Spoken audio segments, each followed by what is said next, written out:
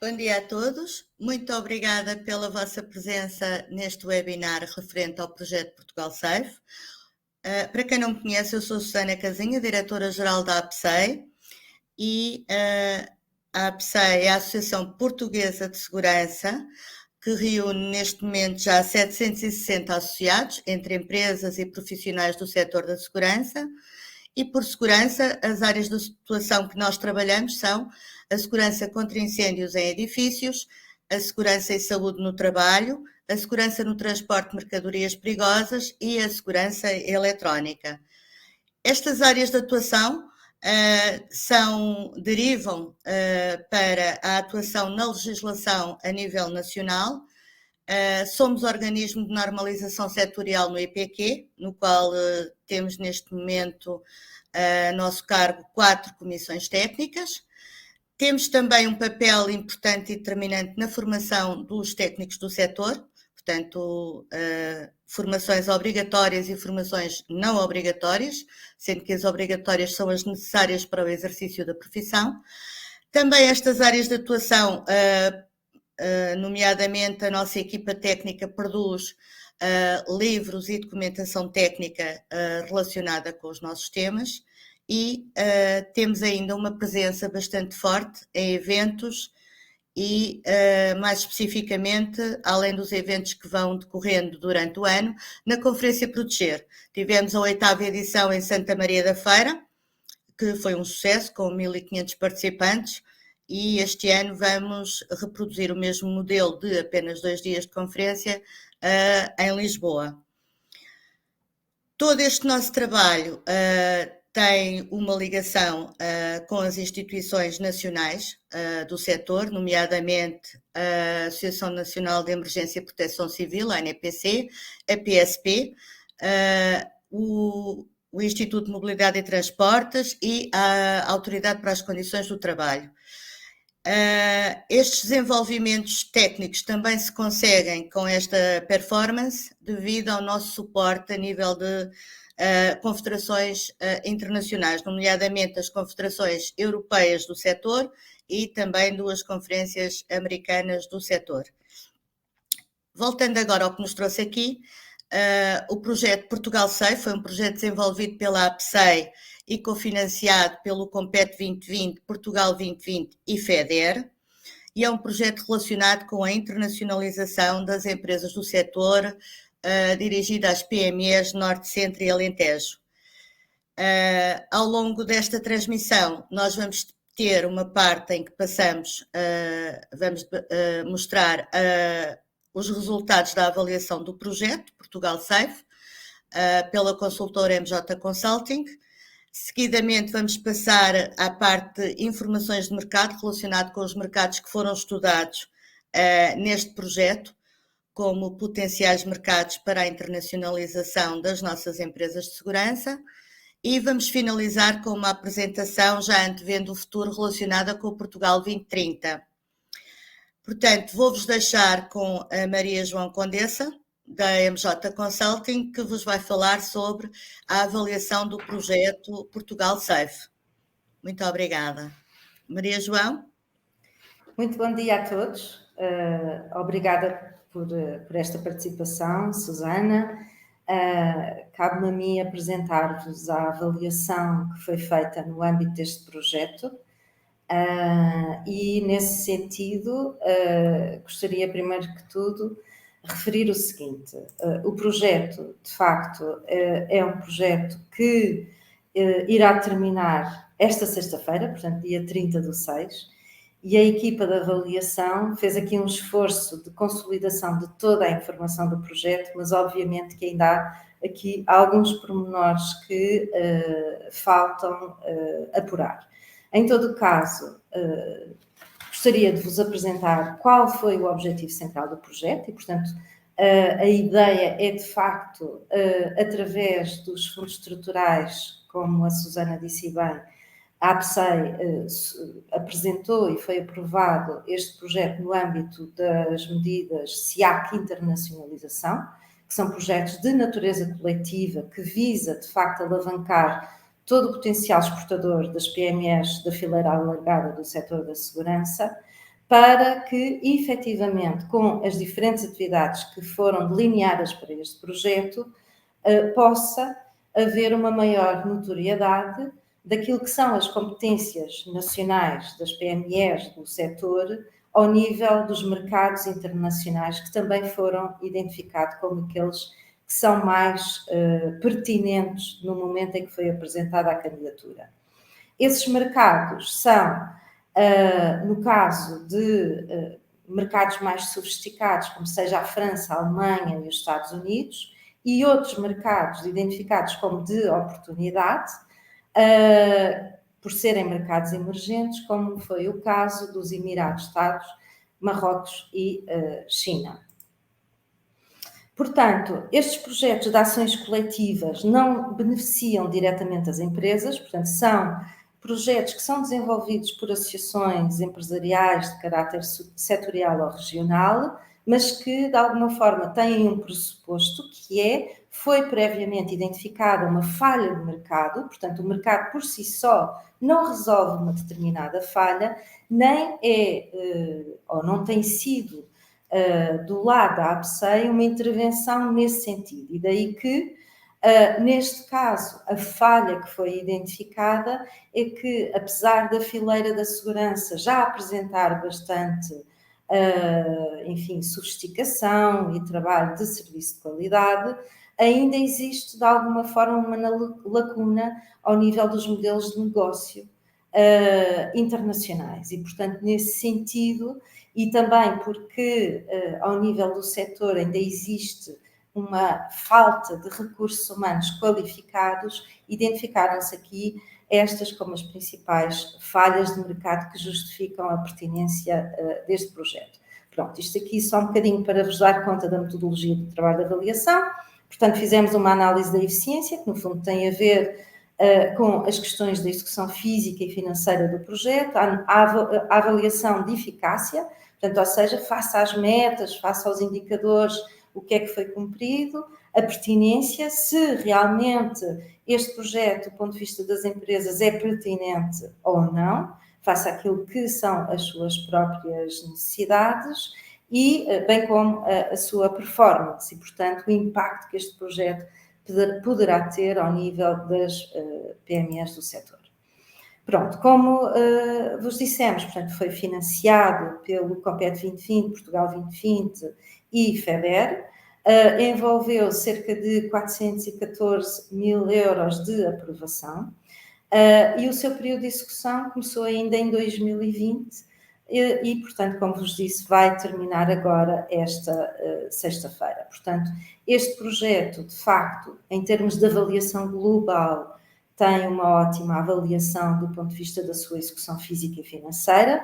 Todas as atividades que foram propostas foram realizadas, bem como as ações dentro de cada uma destas atividades. Aqui a grande questão foi, de facto, os participantes ficaram muito aquém do esperado, daquilo que tinha sido orçamentado em termos de candidatura, quer em termos de participantes, quer em termos de PMEs envolvidas. Pronto, mas aqui eu gostaria também de só passar por alto aqui o que foram as grandes atividades.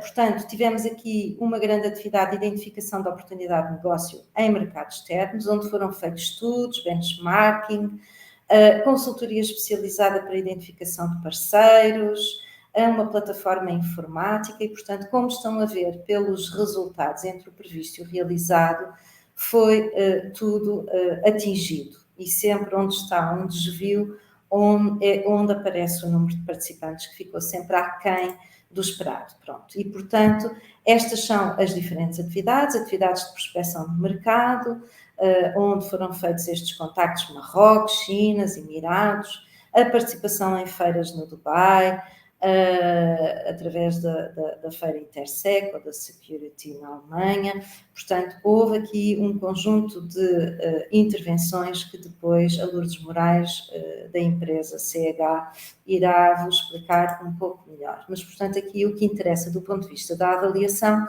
de facto, é, de alguma forma, referir que, ao nível das diferentes atividades, elas foram todas conseguidas. E, portanto, em termos de resultados, de eficácia, o projeto permitiu concluir com 3 estudos de identificação de potencialidades e constrangimentos de acesso aos mercados, neste caso Marrocos, Emirados e China, 2 estudos de benchmarking para pesquisa relativa a boas práticas de mercado, Estados Unidos e França, 5 redes colaborativas dirigidas a 5 mercados, com entidades congêneras à APSEI. Portanto, aqui é muito importante, de facto, a dinamização dos contactos de APSEIs nos mercados-alvo, para poderem, de facto, promover aquilo que se faz em Portugal. Uma plataforma informática de partilha de conhecimento, 3 conferências de apresentação de oportunidades de mercado para capacitação do sucesso. Aqui, neste caso, houve 2 presenciais e uma online. Depois, atividades de prospecção e contacto de mercado, portanto, ações de prospecção, missões de prospecção. Aqui uma nota relativamente à avaliação. De facto, em termos de candidatura, esta candidatura foi feita num contexto ainda pré-Covid, e isto fez toda a diferença relativamente à sua execução.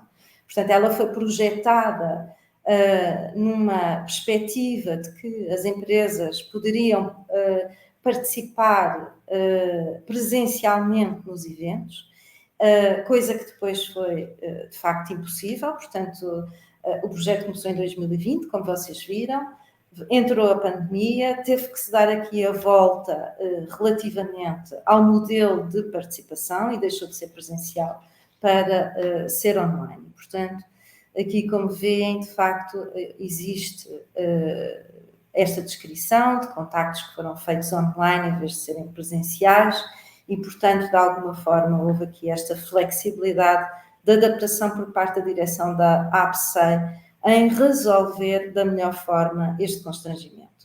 Mas, portanto, como veem, o projeto foi, de facto, do ponto de vista da eficácia, bem conseguido ao nível da participação, das missões, participação com stands no certame, para se divulgar realmente o que melhor se faz ao nível do setor da segurança.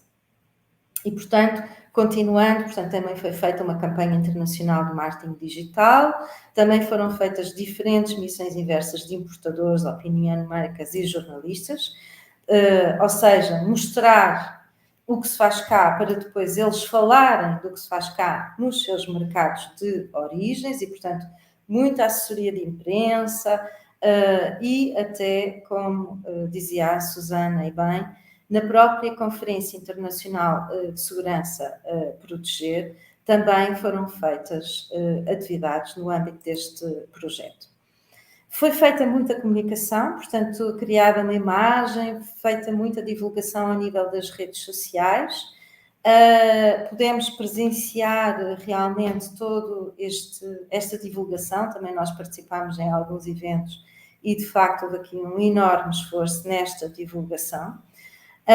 E desenvolvido e reforçado até conteúdos para disseminação dos próprios resultados do projeto, no sentido não só de captar o maior número de pessoas, de participantes, de empresas nos eventos, como também na disseminação dos seus resultados. E, portanto, esta semana pudemos assistir a um spot no SIC Notícias, na SIC Notícias à noite, portanto, salvo erro, há 2 dias atrás, às 10 da noite e depois das 11 à meia-noite, e mesmo no Expresso vai sair uma notícia neste Expresso desta semana sobre o projeto. Portanto, isto não estava previsto, mas houve, de facto, do lado da APSEI aqui uma vontade muito grande em disseminar os resultados, visto que, de facto, como houve um número muito inferior àquilo que era expectável ao nível da participação, então houve aqui um grande reforço em termos de desenvolvimento de conteúdos para divulgação nos mídias, para divulgação nas redes sociais e através também de mailing marketing.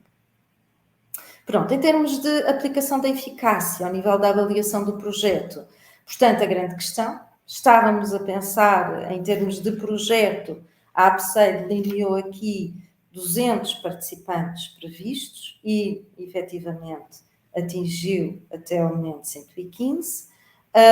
Em termos de PMEs, ficou muito aquém, portanto, ou seja, isto aqui mostra que há vários participantes da mesma empresa, é o que isto quer dizer, portanto, em termos de empresa temos cerca de 34 PMEs. Claro que irá contar para este indicador a realização deste mesmo evento, portanto, irá acrescer a este indicador a participação das empresas que aqui estão hoje, bem como a própria APSEI já informou que também vai continuar a fazer disseminação de resultados após este evento.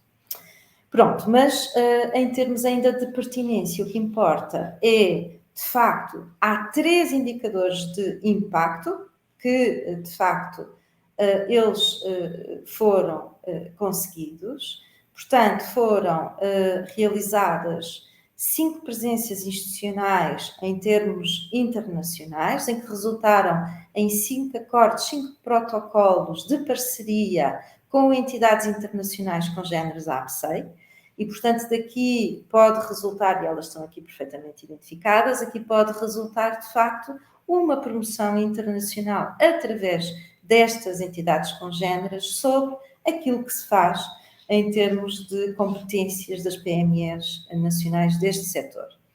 Depois foi aplicado um questionário no final de cada evento, aquilo que também será agora aplicado neste próprio evento e para o qual nós já chamamos a atenção para os presentes, para os participantes, para as PMEs que aqui nos estão a ouvir, o favor de preencherem esse questionário, visto que é extremamente importante para a APSEI, para o projeto, nós sabermos o feedback, portanto, haver aqui o feedback em termos de avaliação, se de facto as PMEs consideraram ou não consideraram útil a informação que foi disponibilizada no âmbito deste projeto.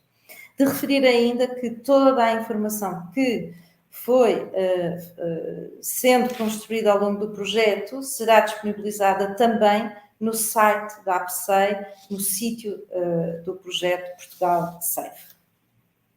Em relação a este mesmo questionário, ainda não foi possível este apuramento, portanto, ou seja, nós precisamos de terminar o projeto para, de facto, garantir que pelo menos 75% do total das PMEs que tiveram presentes nos diferentes eventos disseram que sim, que é útil, e, portanto, este indicador será apurado após a conclusão deste projeto.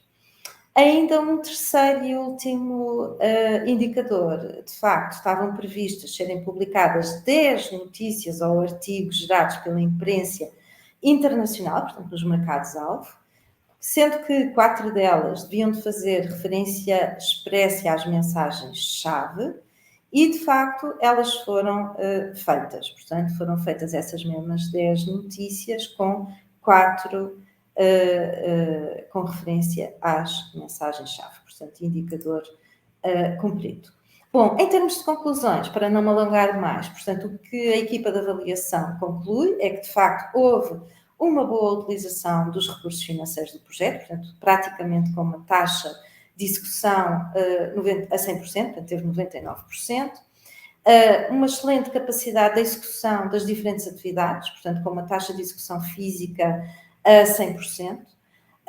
E aqui, fazendo uma nota particularmente positiva relativamente à direção da APSEI, que mostrou, de facto, um grande esforço em se adaptar aos constrangimentos que decorreram da pandemia, não é? E, portanto, houve um enorme esforço na divulgação do projeto, houve uma enorme flexibilidade em adaptar os eventos àquilo que de facto eram os constrangimentos e, portanto, aqui, neste sentido, os eventos passaram a ser online, em vez de serem presenciais, e, de facto, o que se nota, e hoje aqui estamos também online, é que as empresas têm cada vez menos disponibilidade para se deslocarem, portanto, ficou um pouco o comportamento associado àquilo que foi os efeitos da pandemia, porque começou cada vez a ver-se que é possível ter os mesmos resultados com esta presença online. E, portanto, cada vez será mais difícil haver esta participação das empresas em termos presenciais. A não ser que, lá está, haja aqui um networking muito forte associado a estes eventos. Mas, de facto, é o que nós entendemos em termos de avaliação do feedback que vamos tendo face ao fraco envolvimento dos participantes e das PMEs. Depois, de facto, os protocolos foram estabelecidos, o que, de facto, poderá vir a garantir uma maior notoriedade por parte dos serviços e produtos desenvolvidos pelas PMEs portuguesas, lá fora, nestes mercados-alvo, como já falei, e as missões internacionais e as missões inversas também com um impacto muito positivo para posteriores contactos que as PMEs portuguesas poderão beneficiar. Recomendações. Portanto, recomendações, aqui o que nós entendemos, de facto, é divulgar os eventos com uma maior, para maior número de entidades. Portanto, aqui o que nós sugerimos é alargar a cadeia de valor do setor da segurança e, portanto, haver uma massificação maior ao nível de divulgação do projeto a um maior número de empresas. Melhorar o follow-up dos contactos após a divulgação. Há muitas entidades que não preenchem os inquéritos de satisfação e, portanto, isto é necessário, de facto, haver o feedback por parte das empresas também para se perceber se o projeto é pertinente, que outras necessidades as empresas têm e também o follow-up em termos de alguma forma, haver aqui um reforço de chamar as empresas às atividades do projeto. Portanto, muitas vezes este mailing, marketing é feito para divulgar o projeto, para divulgar as atividades, pode não ser suficiente, se calhar um contacto telefónico, se calhar reforçar isto para envolver o maior número de empresas. Consolidar as ferramentas criadas em conhecimento dos mercados, portanto, aqui dinamizar mais nas redes sociais, fazer um mailing marketing no seguimento da conclusão do projeto com um link para o site onde estão lá todas as ferramentas, haver novamente o feedback por parte das empresas para se perceber, de facto, se são úteis, não são úteis estas ferramentas, que outras necessidades as empresas têm, que é importantíssimo porque daí decorre também a própria intervenção da APSEI, estar ao serviço das necessidades sentidas pelas empresas e, enfim, isto de facto é aquilo que, em termos muito gerais, nos oferece dizer em relação à avaliação do projeto. Eu estarei aqui se houver alguma questão, mas não me quero alongar mais e neste momento passo a palavra à Lourdes Moraes, que irá falar aqui um bocadinho sobre aquilo que foi feito no âmbito do projeto para aquilo que é importante às empresas, que são os mercados internacionais. Lourdes. Olá, muito bom dia a todos e a todas. Muito obrigada pela APSEI por este convite. Cabe-me a mim fazer uma apresentação muito genérica dos 3 mercados de oportunidade que foram analisados no âmbito deste projeto e, como disse a João e bem, foi a China, Emirados Árabes Unidos e Marrocos. São de facto 3 mercados de oportunidade para o setor da segurança em Portugal. Sabemos que há muitas empresas que já estão a exportar, sobretudo para Marrocos e para os Emirados Árabes, mas não deixa de ter um enorme potencial. Aliás, eu antes de fazer a apresentação queria dizer que o setor da segurança está de facto em forte crescimento, não só em Portugal, como em todo o mundo, pelos motivos até relacionados com a segurança dos países, não é? Na minha perspectiva deve-se sobretudo a 3 fatores fundamentais e que são transversais a qualquer mercado e também a estes 3. Por um lado, a segurança das populações, da própria população, sobretudo nas grandes cidades. Depois temos um segundo fator que tem a ver com o aumento da construção e construção não só residencial, como também de outras infraestruturas industriais, e depois, por último, também os grandes investimentos públicos, as grandes infraestruturas públicas que têm surgido nestes três mercados. Portanto, eu acho que estes são três fatores comuns e transversais a estes três mercados, embora sejam mercados que estejam em estados de maturidade diferentes, como iremos ver, estes três pontos são comuns e aparecem em toda a minha apresentação. Vamos começar então pela China. Portanto, a China, como sabemos, é o país mais populoso do mundo. Não sei se já foi ultrapassado pela Índia. Se já foi ultrapassado pela Índia, passa a ser o segundo país mais populoso. Portanto, é um regime de partido único, como sabemos, onde existe um enorme controle estatal do ponto de vista económico e de informação. No entanto, é uma economia muito aberta, desde 2001 que pertence ou que aderiu à Organização Mundial do Comércio e, portanto, é um mercado sempre bastante interessante para os grandes investidores.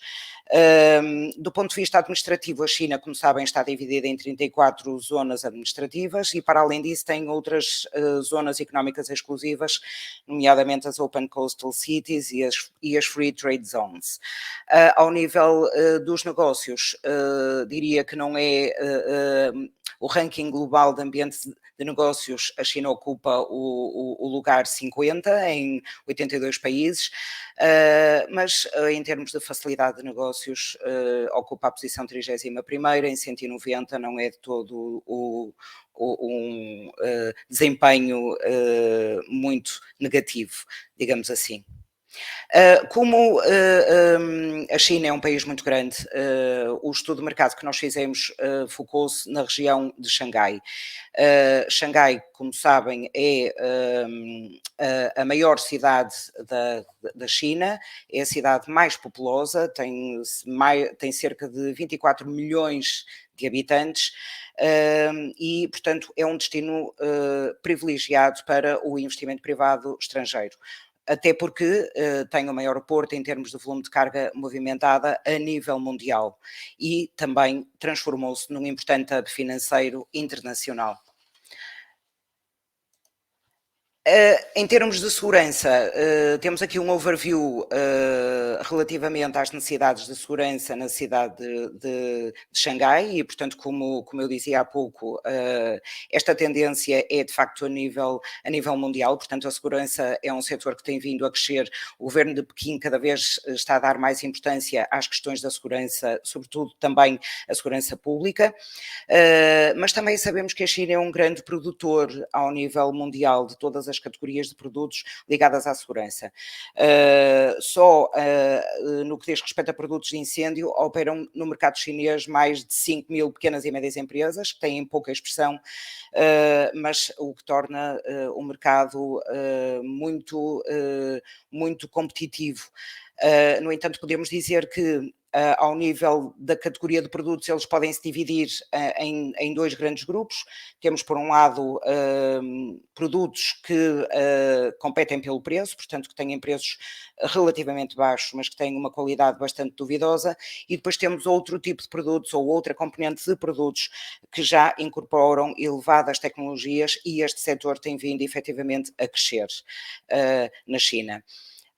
Também sabemos que é um mercado extremamente competitivo e é dominado por alguns players internacionais, que muitos deles também têm fábricas na China, o que não deixa de ser de facto importante para quem pretende abordar este mercado. Eu vou agora, en passant, falar um bocadinho das várias componentes ou dos vários setores dentro da segurança.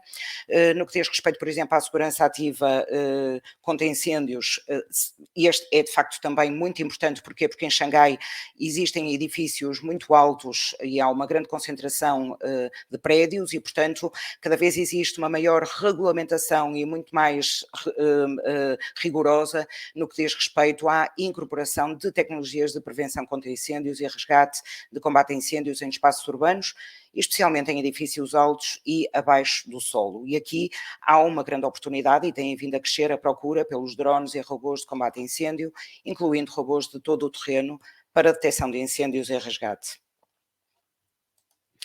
No que diz respeito à segurança passiva, bom, a segurança passiva, isto está muito ligada com a fileira da construção. Também tem havido requisitos cada vez mais rigorosos no que diz respeito aos equipamentos contra incêndios, manutenção e inspeção.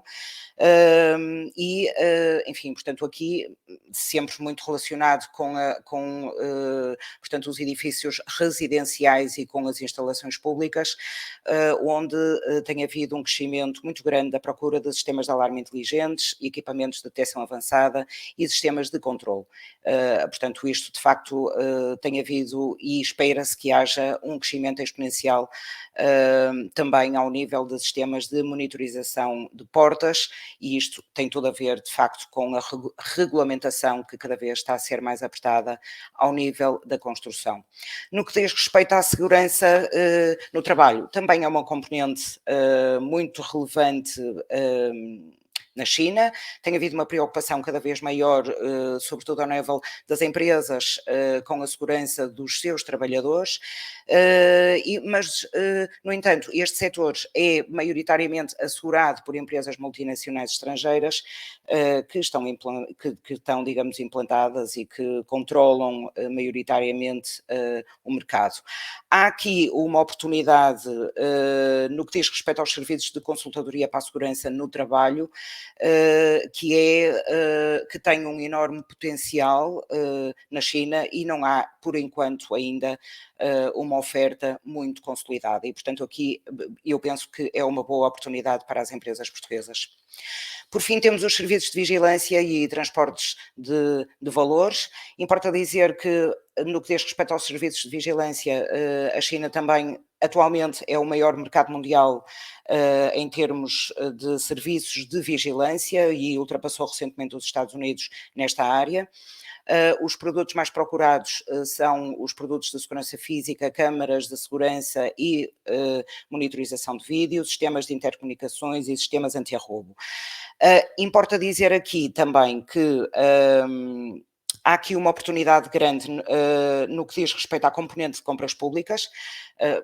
Mais uma vez, enfim, e portanto, como sabemos, em virtude do regime político da China, enfim, portanto, as compras públicas assumem uma enorme relevância no mercado e, portanto, tem havido uma grande procura de equipamentos como sistemas de monitorização de vídeo, checkpoints de segurança, sistemas de acesso, proteção contra incêndios, muito ligados a grandes infraestruturas e a grandes obras públicas que têm surgido na China, nomeadamente em aeroportos, estações de comboio e outras infraestruturas.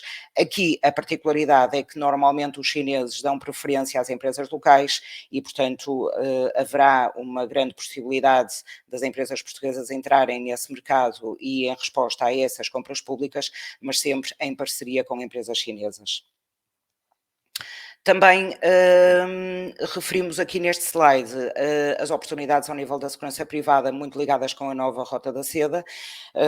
Porquê? Porque, enfim, portanto, a nova Rota da Seda faz com que exista uma presença de chineses em grandes obras em países do Sudeste Asiático, Médio Oriente e África, onde têm problemas internos de segurança muito elevados e, portanto, aí poderá também haver uma oportunidade para as empresas de segurança privada, sobretudo, terem alguma probabilidade de sucesso nos negócios no que diz respeito à segurança dos equipamentos e das pessoas envolvidas nestas obras e nestes países.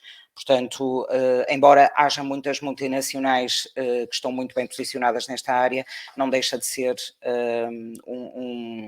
enfim, uma oportunidade interessante. Apresento agora aqui uma listagem muito resumida dos principais produtos e serviços que poderão entrar na China. São os equipamentos de alta tecnologia, grandes tecnologias, lá está, portanto o setor tecnológico na China está a ter um grande crescimento, sistemas de prevenção de incêndios em áreas residenciais, equipamentos inteligentes, sistemas de prevenção de desastres na indústria química, sistemas de combate a incêndios em arranha-céus, controle de acesso e alarme, sistemas de vigilância em rede, biometria e reconhecimento facial, soluções de segurança cibernética e apoio a empresas em projetos no estrangeiro ao abrigo da Rota da Seda. Vamos agora passar muito rapidamente aos Emirados Árabes. Bom, portanto, os Emirados Árabes são uma economia muito aberta e extremamente competitiva, como nós sabemos, é a segunda maior economia do Médio Oriente. Também tem uma grande estabilidade política e, portanto, inspira muita confiança a investidores internacionais também. E aqui, comparativamente com a China, o seu posicionamento em todos estes rankings é francamente mais positivo. A facilidade de negócios ocupa o 16º lugar e o ranking global de ambientes de negócios em 82 países ocupa o lugar 23º. Sabemos que, enfim, portanto, os Emirados Árabes têm feito um grande esforço em diversificar os setores económicos para reduzirem a excessiva dependência que têm dos recursos petrolíferos e, nesse sentido, tem havido o surgimento de novos setores, os quais também necessitam de muitos produtos de segurança, nomeadamente o turismo, o comércio, os serviços logísticos, que são altamente modernos e muito eficientes. Portanto, trata-se de um mercado com um elevado poder de compra, com apetência para o consumo de produtos de muita qualidade, de gama e de alto luxo. E, como sabemos também, portanto, é um mercado que é reconhecido pela sua modernidade, riqueza e oportunidade de negócio. Portanto, aqui é uma boa oportunidade para as empresas portuguesas, onde já estão algumas, sabemos que estão lá em algumas parcerias, sobretudo. No que diz respeito às necessidades de segurança, pois é um país onde existem de facto imensas oportunidades, porque eles perseguem de facto o estatuto de país seguro, e ainda por cima estão ali localizados numa zona geográfica de muitas tensões geopolíticas e, portanto, estão muito receptivos, digamos assim, a tudo o que é novidade do ponto de vista de soluções e de equipamentos na área da segurança. Não só ao nível do setor da construção, mas também em todas as infraestruturas ligadas à indústria, ao petróleo e gás, e também àqueles tais setores emergentes que vos falei há pouco, principalmente o turismo e o comércio. Os Emirados Árabes, é importante dizer que é um mercado que está fortemente dependente das importações, porque não têm, digamos, produção, portanto, interna,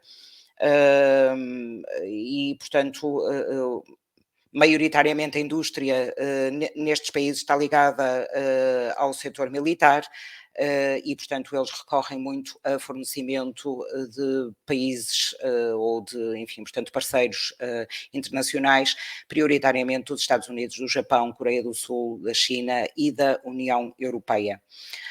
Os principais produtos importados são as redes e sistemas de segurança doméstica inteligentes, sistemas de videovigilância, sistemas de alarmes, câmara, multissensores, robôs e drones. Quais são as oportunidades? Aqui nós trazemos aqui uma lista de alguns setores importantes para as empresas portuguesas, desde logo o setor da aviação, também muito relacionado com as grandes obras e com enfim, portanto, as grandes obras públicas e com as infraestruturas que têm vindo a emergir, nomeadamente em obras aeroportuárias e de aviação. Também no âmbito da segurança interna e do policiamento, do fogo e resgate, e isto muito ligado também enfim, portanto, à componente residencial, às áreas comerciais e industriais. Na área da segurança e saúde do trabalho, também muito relacionado com a crescente, com o crescimento do setor da construção e com a preocupação das empresas cada vez mais na segurança dos seus trabalhadores, e depois, obviamente, a segurança eletrónica, porque sendo um mercado altamente sofisticado, avançado e altamente tecnológico, pois eles procuram parceiros com soluções disruptivas e muito suportadas em novas tecnologias. Agora, por fim, vou-vos apresentar o mercado de Marrocos, que é completamente diferente da China e dos Emirados Árabes, embora as necessidades sejam também transversais, digamos assim, como eu comecei por dizer logo ao início. Portanto, Marrocos é uma monarquia, como sabemos, tem a capital em Casablanca, tem, enfim, portanto, a capital em Rabat, digo, mas, portanto, Casablanca é a cidade mais populosa. É um mercado muito estável do ponto de vista político, social e também económico, embora também esteja ali numa zona muito crítica, digamos assim, entre a Europa, a África e, enfim, portanto, e a Ásia, que faz com que a aposta no setor da segurança seja extremamente pertinente e cada vez mais valorizada pelo governo. Também aqui tem havido uma diversificação muito grande e um esforço muito grande do governo em alterar a realidade económica de, enfim, portanto, Marrocos, e têm surgido muitos setores estratégicos, nomeadamente ligados com a energia, com a agricultura, indústria e turismo, e é de facto o que nós apresentamos aqui neste slide. Portanto, tem havido um grande desenvolvimento do setor energético, sobretudo na área das energias renováveis, o setor dos serviços também, com o turismo a liderar, enfim, portanto, as oportunidades de desenvolvimento da economia marroquina, e depois também as grandes obras públicas, nomeadamente em estradas, autoestradas, portos, aeroportos e linhas de alta velocidade. Aqui, neste slide, como podemos ver, comparativamente com os outros países e ao nível dos rankings, quer do ranking global de ambiente de negócios, como de competitividade, facilidade de negócios e de transparência, tem um desempenho um pouco inferior relativamente aos países, enfim, portanto, aos mercados que vimos anteriormente, mas não deixa de ser um mercado extremamente relevante para nós, até pela proximidade que tem com a Europa, e também sabemos que a Europa é o principal fornecedor de, enfim, portanto, Marrocos. A segurança nacional é uma das principais prioridades do governo, como sabemos, já falei há bocadinho também um pouco em virtude da sua localização geográfica, uma vez que está ali na interseção com a Europa, a África e Médio Oriente, e portanto está sempre sujeito a grandes ameaças internacionais, e portanto o setor da segurança aqui, as questões relacionadas com a vigilância, sobretudo da população, são setores que estão francamente em grande crescimento. Há aqui uma referência muito especial no que diz respeito à segurança ativa contra incêndios, e tem a ver com a questão dos incêndios florestais, porque Marrocos, como sabemos, tem uma área vastíssima de floresta, e, portanto, tem havido uma preocupação muito grande do reino na defesa dessa floresta. Está neste momento em vigor uma estratégia nacional de prevenção e combate aos incêndios florestais, que justamente poderá trazer uma oportunidade para as empresas portuguesas, nomeadamente no fornecimento de know-how, ou seja, de consultadoria e também de alguns equipamentos de, enfim, portanto, prevenção contra os incêndios florestais. Também ao nível da segurança passiva contra incêndios, É um setor que também está muito relacionado com a construção.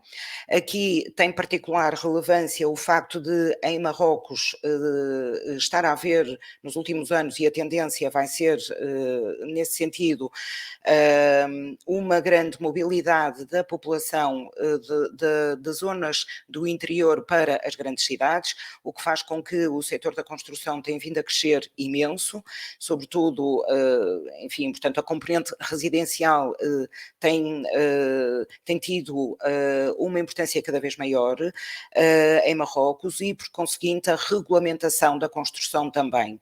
E, portanto, existe atualmente um regulamento de segurança contra riscos de incêndio e pânico nas construções que eles estão a levar muito a sério e estão a cumprir de forma muito rigorosa.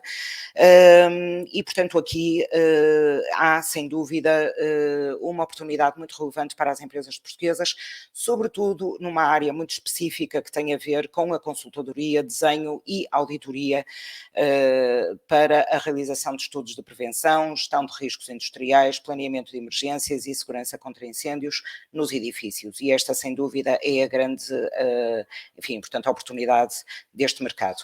Depois também temos aqui a segurança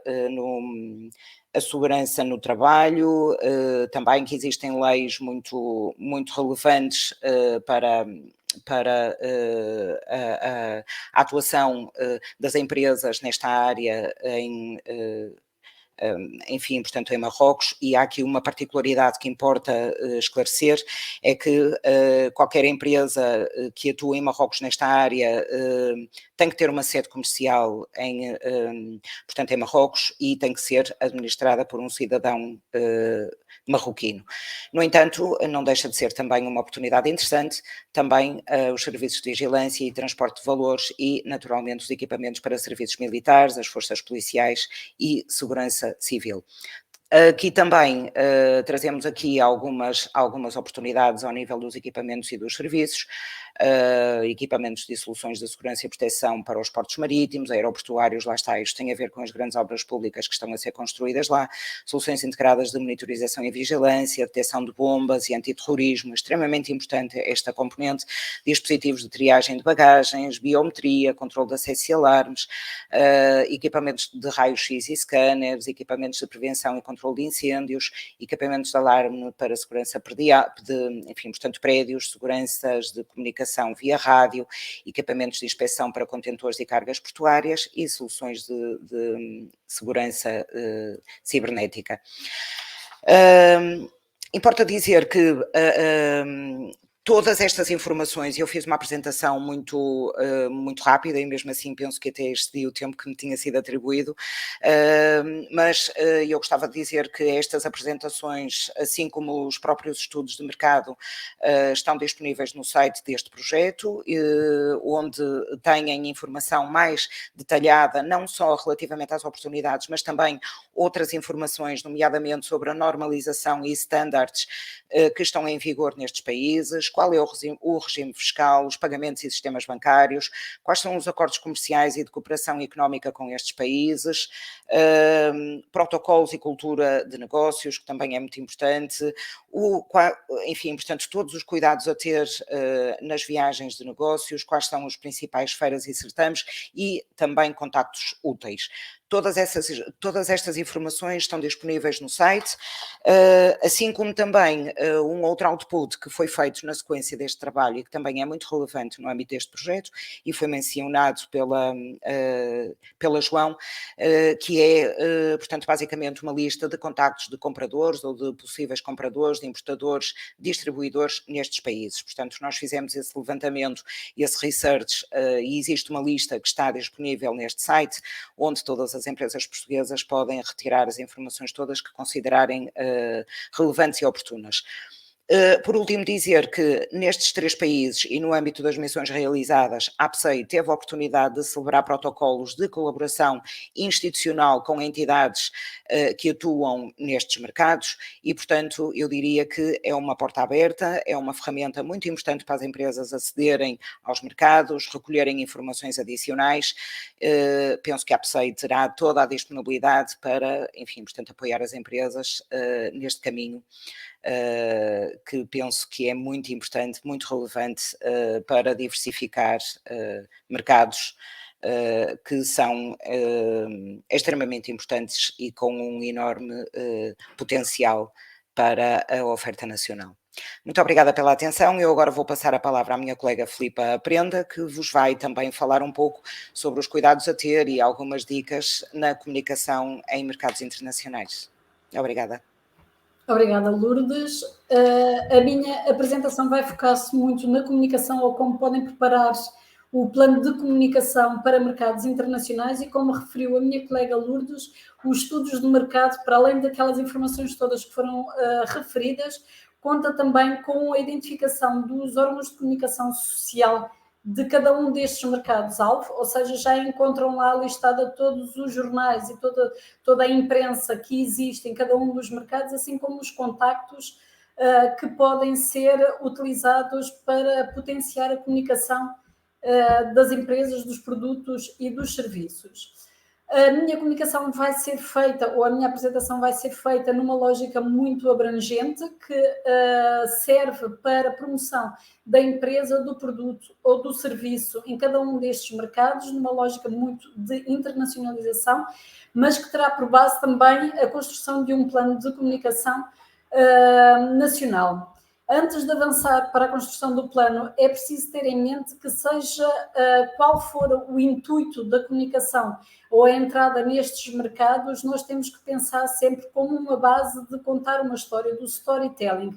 Ou seja, o nosso consumidor final ou o nosso stakeholder que irá receber essa informação que iremos estar a passar para os mercados internacionais, temos que perceber o que é que eles querem ouvir para nós conseguirmos construir pequenas histórias e é isto que irá criar esta ligação com o público-alvo. A comunicação da marca tenta tocar em cada um destes 4 pontos. O reconhecimento, ou seja, toda a comunicação, todo o plano e toda a estratégia que será feita para a promoção da empresa, da marca ou do serviço, terá sempre como o intuito o reconhecimento por parte daquele que que chegar ao pé de nós, ou que nos irá seguir. Por isso, teremos de ter sempre muito cuidado na construção da seleção das imagens, da seleção do copy, da história que iremos contar, porque o objetivo final é que nos reconheçam sempre que encontrarem alguma publicidade, algum artigo, uma entrevista, seja o que for, consigam associar diretamente à marca que nós estamos a comunicar. E toda a comunicação será feita, mesmo que seja com a comunicação, e eu vou falar um pouco mais à frente da comunicação digital, mas toda a comunicação será feita com o intuito de nós criarmos um relacionamento com o nosso público-alvo, independentemente de ser com distribuidores, com parceiros ou com o nosso comprador final, o nosso consumidor final.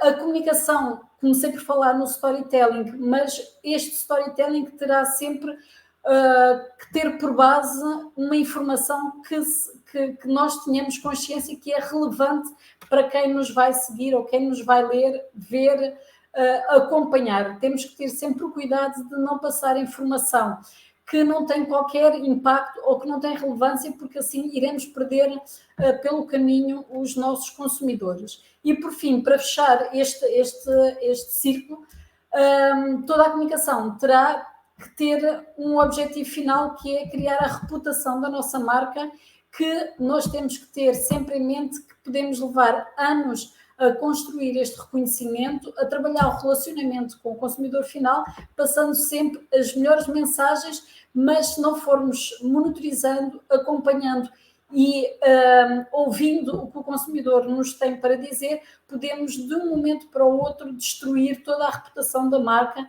quando não fazemos este acompanhamento de uma forma muito assertiva.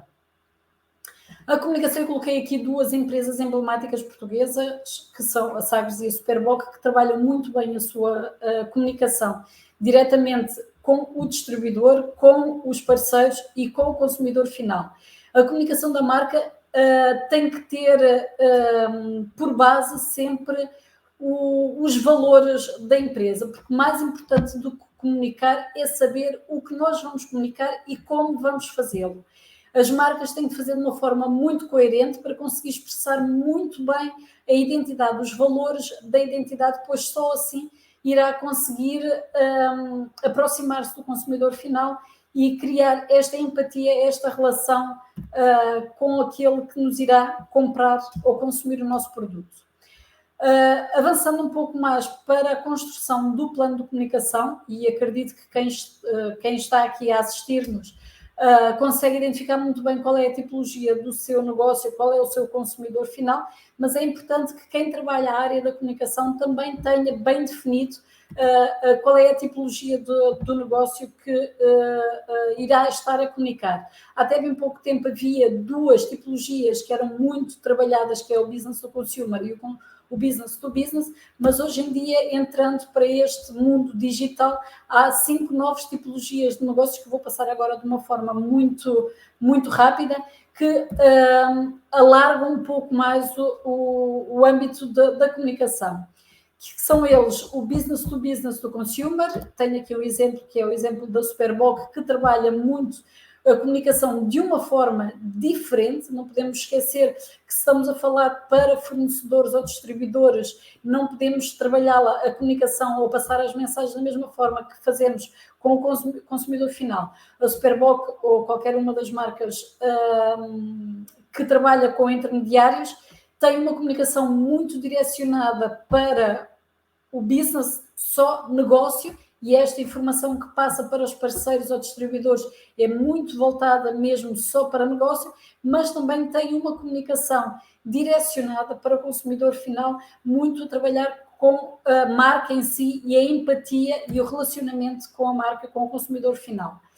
A outra tipologia de negócio, que é o consumer, que são aqueles que nasceram há relativamente pouco tempo, que são os marketplaces. Tem o exemplo da OLX, que qualquer um de nós, qualquer um dos comuns mortais, pode ser um empreendedor e colocar à venda todos os bens, produtos, serviços que queiram nos marketplaces e comunicar diretamente com o consumidor final, fazendo toda a relação direta de produto à venda e venda direta com o consumidor, sem ter intermediários, utilizando estas plataformas de marketplace. Outra tipologia de negócio é o direct to consumer. Eu coloquei aqui o exemplo da Ramírez, que também trabalha o business to business com a comunicação direta de negócio com os distribuidores, mas com a sua entrada na Amazon faz uma comunicação muito direta com o consumidor final, eliminando todos os intermediários e colocando à venda o produto diretamente para quem o consome. Temos outro exemplo, que é o business to employee, a Salsa. É um exemplo português desta comunicação, em que todas as lojas são abertas num formato de franchising direto para o empregado, para o colaborador, ou seja, a Salsa faz uma comunicação de promoção do empreendedorismo interno, colocando à disposição todos os canais, todas as potencialidades necessárias para que um colaborador seja o próximo embaixador da marca a abrir um negócio, ou seja, as lojas da Salsa são dirigidas sempre por ex-colaboradores, não deixam de ser colaboradores, mas que se tornaram empreendedores tendo um negócio próprio com a promoção da marca. Posto isto da tipologia do negócio, o plano de comunicação tem que ter também por base a identificação do novo consumidor, porque até bem pouco tempo nós trabalhávamos muito, até bem pouco tempo, que nem assim uma relação muito, muito curta, já há muito tempo que já estamos a trabalhar o digital, mas antigamente a comunicação era toda muito pensada nos canais tradicionais dos meios de comunicação social, dos outdoors, da imprensa, das revistas, da televisão, mas hoje em dia temos este consumidor 4.0 com características e comportamento muito próprios, muito diferenciadores daqueles que consomem os meios tradicionais de comunicação. E é importante saber estas características, estes comportamentos, porque são estes consumidores que hoje em dia nos seguem, que são fiéis à marca e que são eles que nos ajudam também a perceber como é que poderemos direcionar e melhorar cada vez mais a nossa comunicação. Este consumidor 4.0 é muito ativo e muito interessado, muito exigente nos padrões de acompanhamento das marcas e discriminam muito sempre que a marca tem um comportamento que não vá ao encontro dos seus valores. Temos de ter consciência que hoje em dia o contexto em que vivemos tem uma abundância muito grande de informação e por isso nós temos que conseguir, todas as empresas têm que conseguir encontrar aquele storytelling que seja diferenciador, que consiga abrir caminho ou diferenciar-se dos outros para que consiga marcar a diferença no mercado. O nosso consumidor, este consumidor 4.0, questiona toda a informação, eles fidelizam-se muito facilmente nas marcas, mas também com muita facilidade abandonam sempre que a marca tem algum comportamento que os deixe um pouco aquém daquilo que eles consideram ser os valores que cumprem os requisitos. Não estão interessados em textos longos ou vídeos longos. A atenção do consumidor 4.0 é de cerca de 8 segundos, por isso como referi há pouco, de 8 segundos, por isso toda a comunicação tem que ser feita de forma a captar a sua atenção dentro destes 8 segundos. E por isso, nós acompanhando todo o comportamento e todo o perfil do consumidor final, nós conseguimos ir melhorando a informação que vamos entregando aos nossos consumidores. Numa forma geral, como eu referi há pouco, estes estudos que a Lourdes apresentou agora também já têm bastante informação dos meios de comunicação e quais são as redes sociais que são mais utilizadas em cada um destes mercados-alvo. Por isso, passando pelas etapas preparatórias para a construção do plano de comunicação, temos que começar sempre por este mapeamento, que este trabalho já está de raiz feita, facilitando também o trabalho das empresas para a entrada, para a comunicação dentro destes mercados. Há documentos que todas as empresas devem ter por base, que já têm com certeza na comunicação nacional, mas para a comunicação internacional devem acrescentar informação direcionada para cada um destes mercados, ou seja, o dossiê de imprensa onde é apresentado o perfil da empresa, que tem toda a informação para que o jornalista ou quem nos irá receber já conheça a empresa em si e o setor, deve acrescentar aqui a informação direcionada para o mercado ou da China, ou de Marrocos, ou de Emirados, tendo sempre a atenção da língua em que é utilizada. Por exemplo, para a China, para os Emirados, devem utilizar toda a comunicação em inglês, para Marrocos já deverá ser adaptada para o francês, porque são estas as línguas que são mais utilizadas, e quando nós enviamos a informação ou quando contactamos cada um dos meios nestes países, devemos fazê-lo na língua original para haver mais abertura para a publicação desta informação. Deve, de uma forma consistente e coerente, preparar várias notas, vários comunicados de imprensa e enviá-los sempre que exista alguma novidade direcionada para estes mercados, ou seja, algo relacionado com a marca, serviços novos, projetos novos, presença em feiras, ou alguma parceria nova que seja feita neste mercado. Este fluxo de comunicação, de envio de comunicação, deve ser feito de uma forma sempre muito consistente, que só assim irá conseguir criar uma proximidade e manter a marca em top of mind dos jornalistas. Estes comunicados devem ter sempre um parágrafo institucional, mais uma vez, muito direcionado para cada um destes mercados.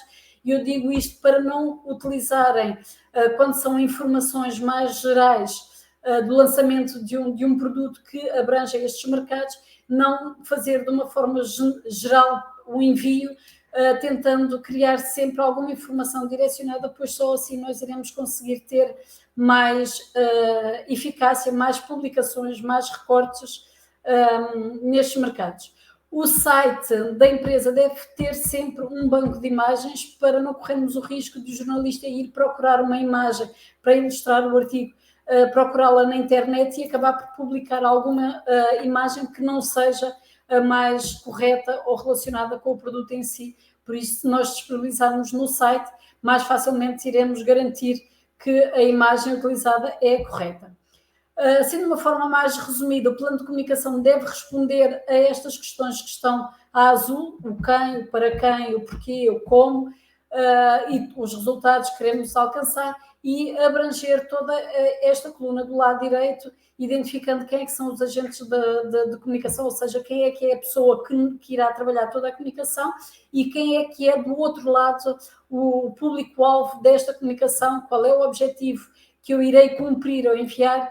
Todo o storytelling, as mensagens, a criatividade associada a este storytelling, mas tendo sempre consciente que nós temos que ter um orçamento alocado a esta comunicação para nós sabermos até onde é que podemos avançar na promoção da comunicação que iremos fazer, e obviamente a monitorização ao minuto de tudo aquilo que nós vamos publicando, enviando, para podermos ir avaliando a pertinência, a eficácia do plano de comunicação e ir adaptando sempre que considerarmos necessário haver alterações ao plano de comunicação.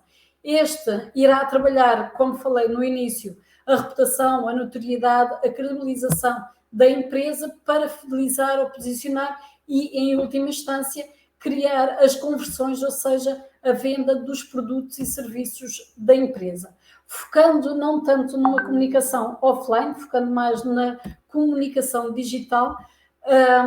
Esta daqui é muito importante e é muito facilitadora para a empresa, porque através da comunicação digital nós iremos conhecer melhor o nosso público, porque eles interagem muito connosco, fazem imensas questões e enviam feedback instantâneo de tudo aquilo que nós vamos publicando, e desta forma nós conseguimos ir adaptando toda a comunicação e trabalhando muito este relacionamento com os clientes ao minuto, e desta forma gerar maior aumentar, alavancar as vendas dos nossos produtos e serviços.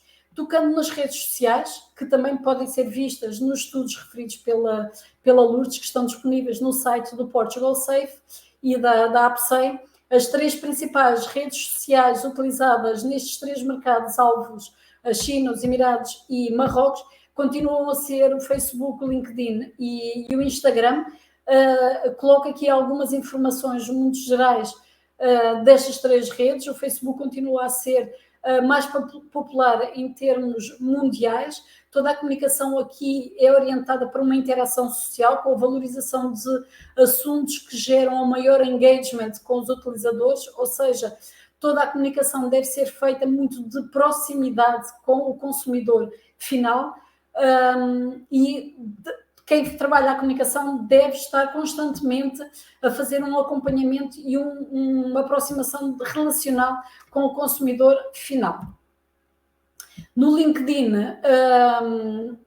a informação, toda a comunicação deve ser trabalhada numa lógica de business to business. Esta ainda é uma rede muito corporativa, que conecta o universo das empresas e dos profissionais, exigindo que toda a comunicação, toda a publicação seja feita num tom mais sério e mais empresarial, com uma abordagem de negócios, oportunidades, economia, investimento, notícias do setor e do produto em si, da empresa em si, numa lógica muito fundamental de tirar melhor partido de grupos, e aqui é a publicação de artigos, e o LinkedIn tem a vantagem de poder criar newsletters direcionadas para o público-alvo interessado em temas muito específicos do setor. E, por fim, uma rede social muito mais jovem, muito visual, que permite criar aqui um engagement e atualização de vídeos rápidos, instantâneos, e que permite um engagement também com uma leitura do nosso consumidor final, que permite direcionar toda a comunicação com uma narrativa muito de bastidores, de eventos, de promoção do produto e do serviço que nós estamos a vender. É um método muito tradicional também para um consumidor muito, muito jovem. Por fim, deixo novamente aqui o endereço do site do Portugal Safe, que também pode ser acionado através do site da APSEI. Passo então a palavra também a João para mais uma apresentação. Muito obrigada.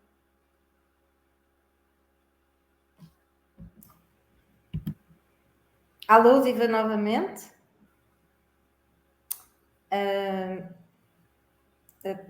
Queria ver aqui a apresentação, Érica. Não sei se o Érico nos está a ouvir. Ok. Estão-me a ouvir? A mim? Então, novamente, bom dia a todos. Pediu-me a Susana Casinha, diretora-geral da APSEI, que fizesse uma breve apresentação do que vai ser o Portugal 2030, uma vez que estamos no momento ideal para falar sobre ele, porque dentro de muito pouco tempo irão arrancar mais concursos, já está um aberto, mas está tudo neste momento expectante com o que aí vem do Portugal 2030. E, portanto, eu vou-vos dar aqui, porque já estamos aqui muito em cima da hora do fim, vou-vos dar aqui uma panorâmica de como é que está pensado e organizado a governança do Portugal 2030.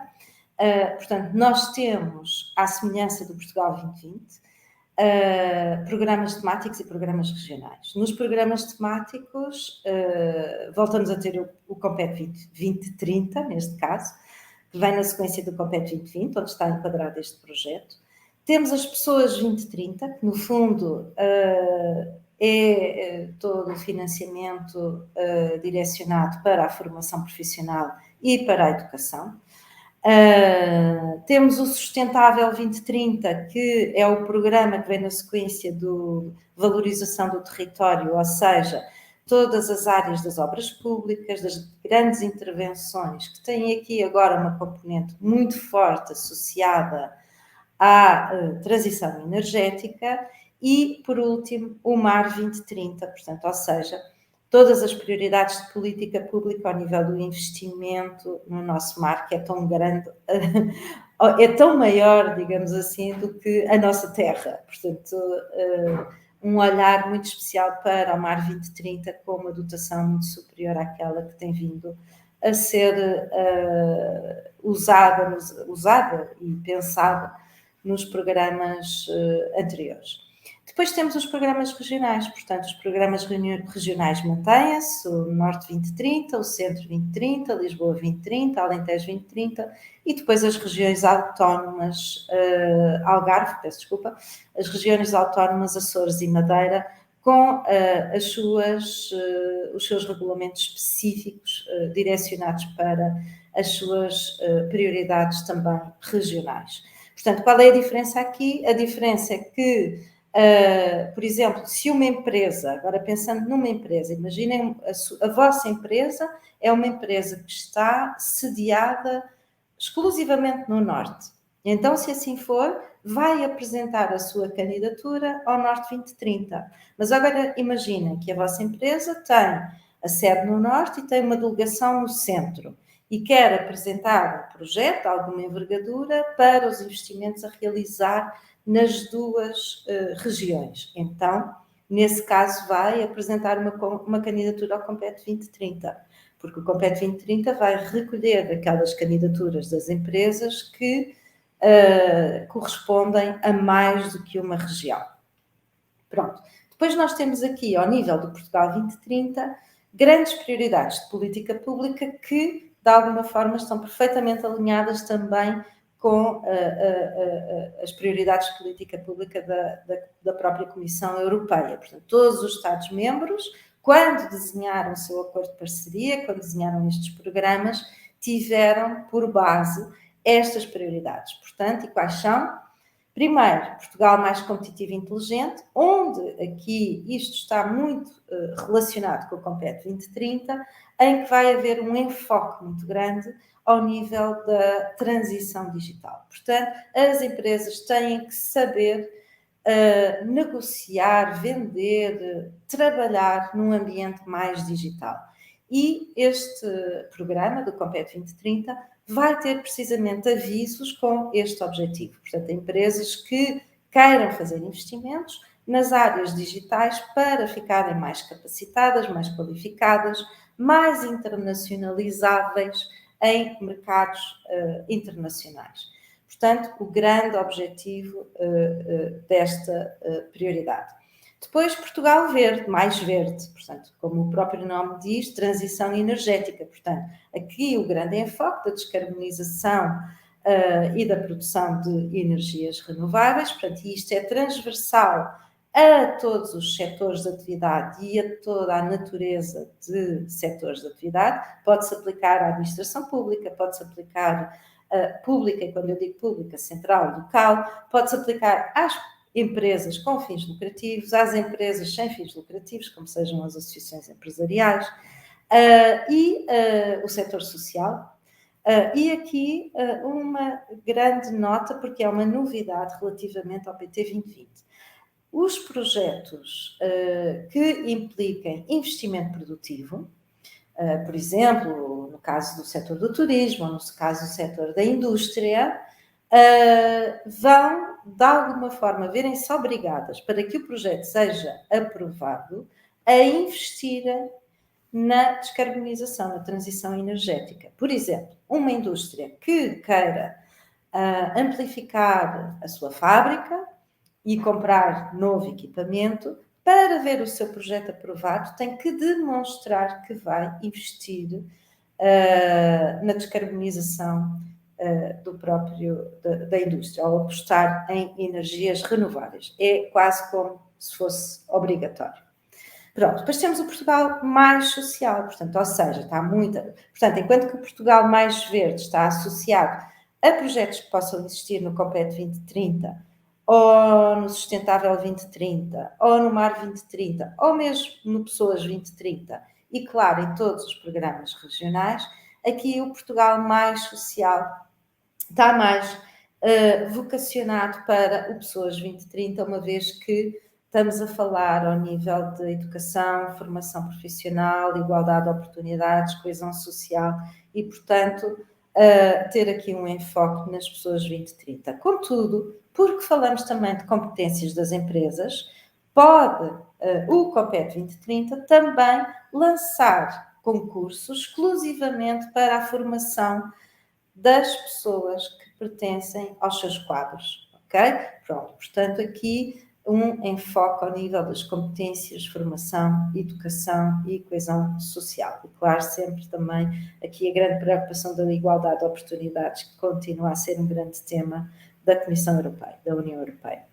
Portugal mais conectado. Ora bem, este vai estar mais articulado com o Sustentável 2030 e, portanto, significa o quê? Grandes obras públicas ao nível da rede de transportes, ferroviário, setor marítimo ou portuário. Portanto, muita intervenção em termos daquilo que são os grandes investimentos públicos e, claro, sempre também aqui com a questão da transição energética. Depois, Portugal mais próximo, ou seja, como vos disse, nós temos os programas temáticos, mas depois temos os programas regionais, que de alguma forma, cada um deles tem a sua programação, e a sua programação em termos de conteúdos, vamos lhe dizer assim, vai beber a cada um dos programas temáticos. Portanto, foram desenhados com base em quê? Com base nestas prioridades de política pública que acabei de enunciar. Só que especificamente orientados para as necessidades específicas daquela região. Portanto, aí podem apostar numa ou noutra medida mais orientada para a sua localização geográfica. Mas, como vos disse, há uma identificação, há todo um diagnóstico feito em cada uma das regiões, onde são identificadas as principais necessidades daquela região, em qualquer uma destas áreas temáticas. Mas, portanto, aqui o interesse é, ok, há programas regionais específicos para necessidades específicas da região, que visam precisamente esta política de coesão, mais coesão social, mais coesão territorial. Por último, temos a Portugal mais transição justa, ou seja, mais uma vez, isto muito ligado a qualquer um dos POs temáticos e a qualquer um dos POs regionais, ou seja, transição para uma economia sustentável e neutra em carbono de forma justa, que é a grande prioridade neste momento, para além da transição energética ao nível da Comissão Europeia. Pronto, portanto, eu não me vou dedicar com profundidade porque já não tenho muito tempo, posso deixar disponível a minha apresentação, mas só dar-vos aqui, em traços muito gerais, aquilo que é o mais relevante para as PMEs. Portanto, como vos disse, o Compete 2030 vai estar focado na parte da inovação e transição digital. Tem uma dotação de 3,9 mil milhões de euros, dedicados quer às regiões menos desenvolvidas do continente, como às regiões autónomas, aqui neste caso Açores, com uma vertente de articulação entre o continente e a região autónoma dos Açores, para a vertente de investigação e desenvolvimento tecnológico. E, portanto, Compete 2030, como tem uma componente fortíssima ao nível do investimento, que é associada à componente FEDER, como vos disse, também vai ter a componente do FSE, ou seja, da formação profissional dos quadros das empresas, mas também dos quadros das entidades públicas ou do setor social. Portanto, aqui numa lógica talvez mais de integração entre a valorização das competências das pessoas que trabalham ao serviço daquela instituição que vai investir também noutra componente de investimento. Portanto, as prioridades do programa são, por isso, digitalização, investigação e inovação, crescimento e competitividade das PMEs. Portanto, aqui o grande enfoque novamente na questão da internacionalização, ou seja, quando se faz uma candidatura, temos de ter sempre consciente que há uma necessidade de demonstrar que o produto ou o serviço é transacionável, internacionalizável e que a empresa está, de facto, a apostar também no seu crescimento internacional. Depois temos a transição energética, portanto, como já vos falei, e depois a adaptação dos trabalhadores e das empresas à mudança, ou seja, a componente da formação profissional. Pronto, o Portugal mais social, o Pessoas 2030, como vos disse, tem a ver aqui com as preocupações de criar mais e melhor emprego, de mais e melhor qualificação inicial, portanto, ou seja, tudo o que tem a ver com a formação profissional, a requalificação de adultos, ou seja, ter aqui formação e incentivar cada vez mais a requalificação de competências, no caso daquelas profissões que deixam de ter tanta procura por parte das empresas e, portanto, valorizar competências que são necessárias e que neste momento as empresas dizem não há pessoas suficientes em Portugal para as necessidades que as empresas têm. Portanto, aqui um grande enfoque na requalificação de competências. Depois, a inclusão de pessoas em risco e em situação de exclusão social, melhor acesso a serviços de qualidade e combater aqui a privação material, portanto, um apoio aqui, um olhar aqui para os mais carenciados. E, portanto, este programa tem uma dotação até superior ao Compete 2030 de cerca de 5,7 mil milhões de euros. O Sustentável 2030 tem uma dotação de 3,1 mil milhões de euros e, portanto, como eu vos disse, está voltada para o grande objetivo que é a neutralidade carbónica em 2050. Portugal, em termos de Estado-membro dos restantes Estados-membros da União Europeia, até está bastante bem posicionado no ranking a nível do cumprimento desta meta. Mas, entretanto, existe este programa para acelerar mais ainda o cumprimento da meta para 2050. E, portanto, temos aqui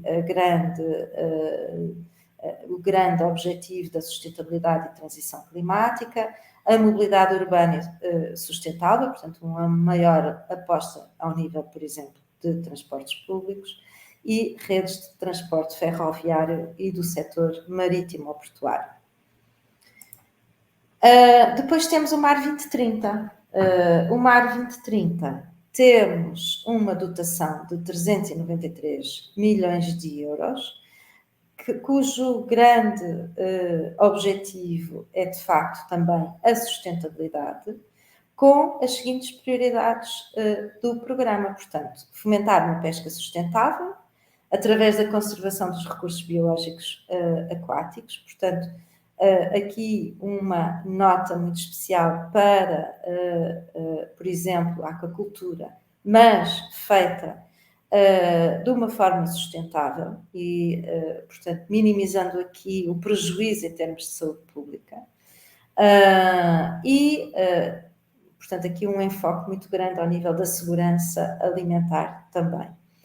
Depois temos aqui, portanto, uma preocupação muito grande ao nível do desenvolvimento de uma economia azul sustentável nas regiões costeiras, portanto, ou seja, as preocupações que nós temos vindo a ouvir a falar das alterações climáticas e, portanto, como isso vai impactar ao nível da nossa costa.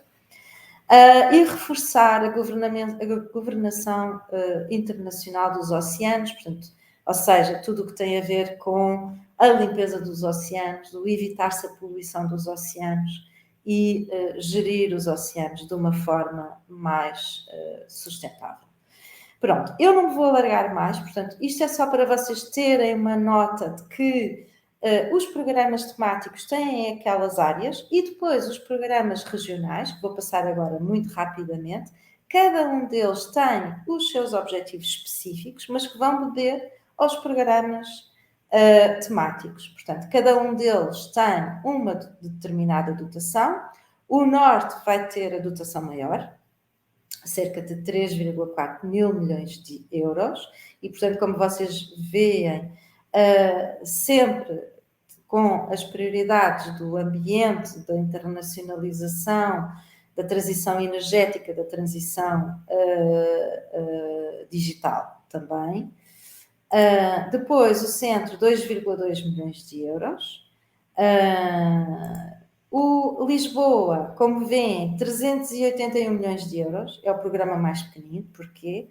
Porque Lisboa é considerada a região de Portugal com maior desenvolvimento e, portanto, tem sempre taxas de comparticipação inferiores, tem sempre exigência muito superior ao nível das outras regiões em termos de critérios de avaliação, portanto, há sempre uma exigência muito maior e a própria dotação que é muito inferior e, portanto, é sempre aquela região, já desde os últimos períodos de programação, isto não é novo, que vê-se menos favorecida do que as outras regiões do país. Isto tem a ver com percentagens de PIB e com o seu nível de desenvolvimento da região face à média europeia.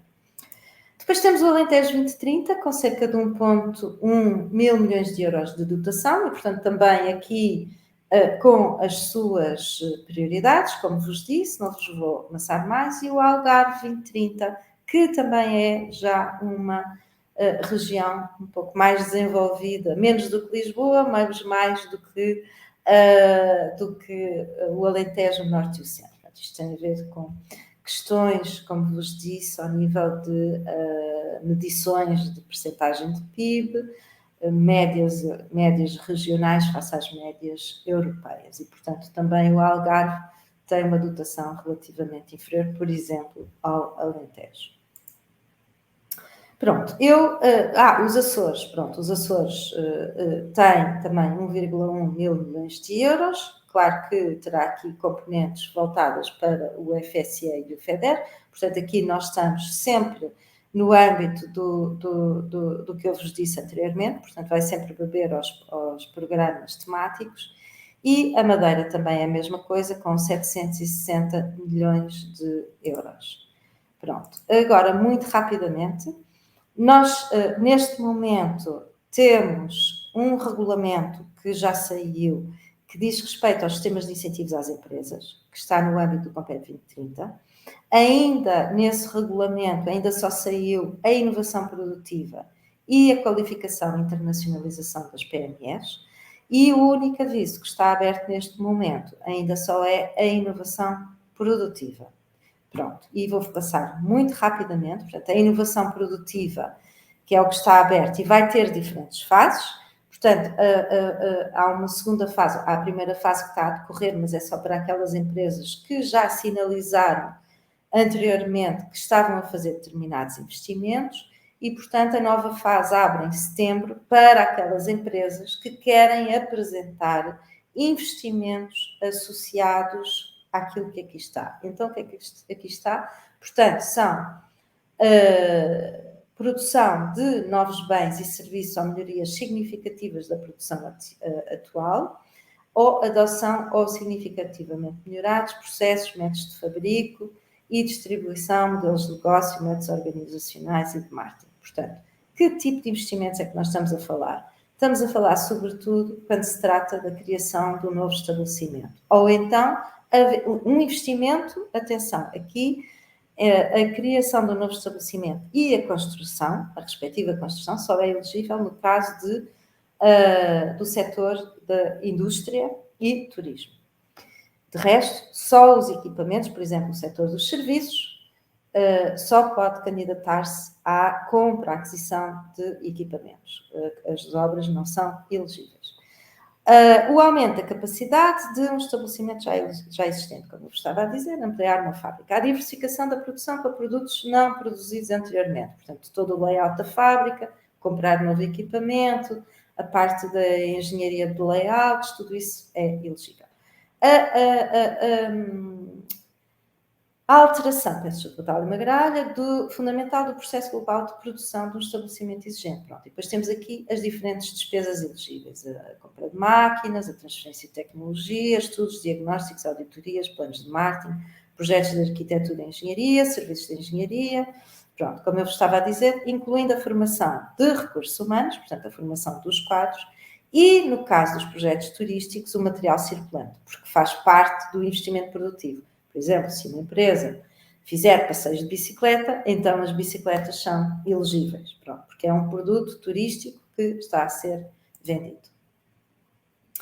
Pronto, eu aqui só dizer-vos que a taxa base começa nos 30% e isto pode ir até 75%, isto vai depender daquilo que está nos avisos de abertura e neste momento o que está aberto é 40% a fundo perdido, ponto final parágrafo. Mas no regulamento prevê aqui várias situações, este é 40% a fundo perdido.